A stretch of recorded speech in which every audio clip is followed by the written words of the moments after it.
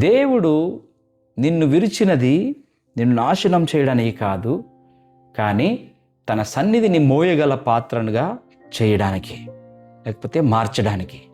అపోస్తలుడైన పౌలు అంటాడు 2 కొరింథీయులకు రాసిన పత్రిక 4:7 మన వాక్యం చూసుకున్నట్లయితే, అయినను ఆ బలాధిక్యము మా మూలమైనది కాక దేవుని దయ ఉన్నట్లు మంటి ఘటములలో ఈ ఐశ్వర్యము మాకు కలదని. మంటి ఘటములలో ఈ ఐశ్వర్యము మాకు కలదని. ప్రియమైన దేవుని సంగమా, ఈరోజు అనేక మంది దేవుని ప్రజలు మనమందరం కూడా ఏం కోరుకుంటున్నాం? దేవుని అభిషేకాన్ని కోరుకునే వ్యక్తులుగా ఉన్నాం. తప్పులేదు.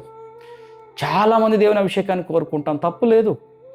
కానీ చాలామంది తక్కువ వ్యక్తులు మాత్రం అభిషేకానికి చెల్లించవలసిన ధరను అంగీకరించే వ్యక్తులుగా ఉన్నాం. అభిషేకాన్ని అందరూ కోరుకుంటున్నాం, కానీ ఆ అభిషేకానికి చెల్లించవలసిన ధరని మాత్రం చెల్లించడానికి కొంతమంది మాత్రమే సిద్ధపడుతున్నాం. చూడండి, ప్రజలు ఈరోజు కిరీటాన్ని చూసేవారుగా ఉన్నారు, కానీ దేవుడు సిలువను చూస్తాడు. ప్రజలు ఫలాన్ని చూసేవారుగా ఉంటారు, అయితే దేవుడు ఆ యొక్క చెట్టు యొక్క వేరును చూసేవాడుగా ఉంటాడండి.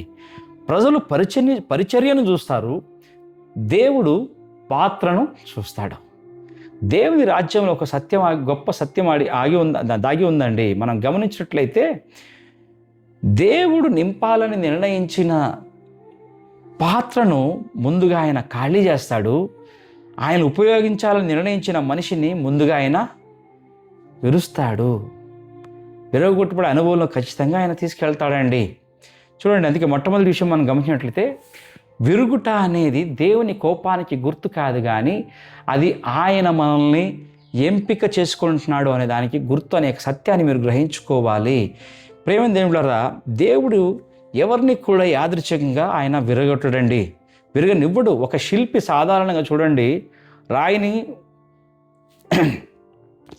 మనం గమనించినట్లయితే ఒక శిల్పి సాధారణ రాయిని వదిలేస్తాడు, కానీ విగ్రహంగా మార్చాలనుకున్న రాయిని మాత్రం ఏం చేస్తాడు? ఆయన ఖచ్చితంగా దాన్ని నిరంతరం చెక్కుతూనే ఉంటాడు, కొడుతూనే ఉంటాడు. ఆ ఉలి దెబ్బకు అది బాధపడుతూనే ఉంటుంది. ఆ ఉలి దెబ్బకు అది పడే బాధాకరమే మనం గమనించినట్లయితే. కానీ ప్రతి దెబ్బ వెనక ఒక రూపం దాగి ఉందని ఆ శిల్పికి మాత్రమే తెలుసండి. అలాగే మన జీవితంలో వచ్చిన ప్రతి గాయం కూడా, ప్రతి తిరస్కారం కూడా, ప్రతి అవమానం కూడా, ప్రతి కన్నీరు కూడా మనం గమనించినట్లయితే, ప్రేమైన దేవులారా, దేవుడు మనల్ని వదిలేశాడనే చెప్పడానికి సాక్ష్యం కాదు, కానీ ఆయన ఇంకా మన పైన పని చేస్తున్నాడనే దానికి సాదృశ్యంగా ఉంది. ఉలిపై ఎలుతో ఎలాగైతే శిల్పి చెక్తూనే ఉంటాడో, అలాగే దేవుడు కూడా మన పైన ఇంకా ఆయన పని చేస్తానే ఉన్నాడు నాకు చెప్పడానికి సాక్ష్యంగా ఉంది. వదిలేసాడు దానికి సాక్ష్యం కాదు. ఒక చిన్న ఉదాహరణ మనం ప్రతిసారి చెప్పుకునే ఉదాహరణ చూసినట్లయితే, వజ్రం నేలలో ఉండగా అది సాధారణ రాయిలాగానే కనిపిస్తుంది. దాన్ని బయటికి తీసి కత్తిరించి ఒత్తిడికి గురి చేసి ఒక రూపాన్ని తీసుకొస్తేనే కానీ దాన్ని శాన పెట్టి మెరుగుపెట్టే వరకు, అది తట్టుకుని అన్నీ చేసేంత వరకు కూడా అది రాజుగారి స్థానంలోనికి, కిరీట స్థానంలోనికి అది చేరడానికి సాధ్యం లేదండి. ఎప్పుడైతే ఎన్ని చేస్తారో ఖచ్చితంగా అది రాజుగారి కిరీటంలో చేర్చబడుతుంది.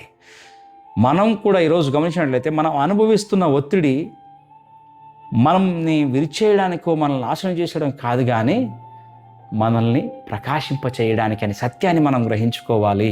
రెండోదిగా చూసుకున్నట్లయితే, దేవుడు మన బాహ్య మనిషిని విరుస్తాడు అంతరంగ క్రీస్తుని వెలికి తీయడానికి. మళ్ళీ చెప్తున్నా, దేవుడు మన బాహ్య మనిషిని విరుస్తున్నాడు. కారణం, మన అంతరంగంలో ఉన్న క్రీస్తును వెలికి తీయడానికి. మనలో 2 స్వరాలు ఉన్నాయండి. గమనించుకున్నట్లయితే, ఒకటి నేను, మరొకటి క్రీస్తు. అవునా? నేను బలంగా ఉన్నంతకాలం, మళ్ళీ చెప్తున్నా, నేను బలంగా ఉన్నంతకాలం క్రీస్తు నాలో కనపడడు. క్రీస్తు ఎప్పుడు నేను బలంగా ఉన్నంత కాలం క్రీస్తు స్పష్టంగా ఖచ్చితంగా కనపడ్డండి. అందుకే పరిశుద్ధాత్మ ముందుగా మనకి ఒక స్వభావాన్ని విరుస్తూ ఉన్నాడు. మన గర్వాన్ని, మన స్వీయ ఆధారాన్ని, అంతేనా, మన నియంత్రణ కొరకు, అంత మాత్రం కాకుండా మన నియంత్రణ కోరికను విరుస్తాడు. ఎందుకంటే దేవుడు నీ చేత పనులు చేయాలని కాదు, కానీ నీ ద్వారా తనను తాను ప్రత్యక్షపరచుకోవాలని కోరుకుంటున్నాడు. మళ్ళీ చెప్తున్నా, దేవుడు నీ చేత పనులు చేయాలని దానికంటే కాకుండా ఎక్కువగా నీ ద్వారా ఆయనను ప్రత్యక్షపరచుకోవాలని ఆశ ఆయన కలిగి ఉన్నాడు. సత్యాన్ని గ్రహించుకోవాలి.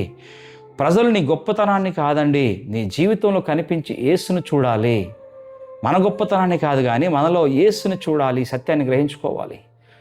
మూడో విషయం చూసుకోవాలంటే, సువాసన రావాలంటే పాత్ర విరిగిపోవాలి. మార్కు రాసిన సువార్త 14:3 మనకు స్పష్టమైన ఉదాహరణ కనిపిస్తుంది. యేసు వారి భూస్థాపన విషయంలో ఒక ఆల్బస్టర్ స్త్రీ చేసిన కార్యం. ఇక చూడండి, ఆల్బస్టర్ పాత్రలో ఉన్న సుగంధ తైలము పాత్ర విరిగే వరకు అది ఎవ్వరికి కూడా ఉపయోగపడలేదండి. పాత్రను కాపాడాలంటే సువాసన మందిగా ఉంటుంది. పాత్రను విరిచినప్పుడు సువాసన ఇల్లంతా కూడా నిండిపోయేదిగా ఉంటుంది. ఇదే ఆత్మీయ సత్యం.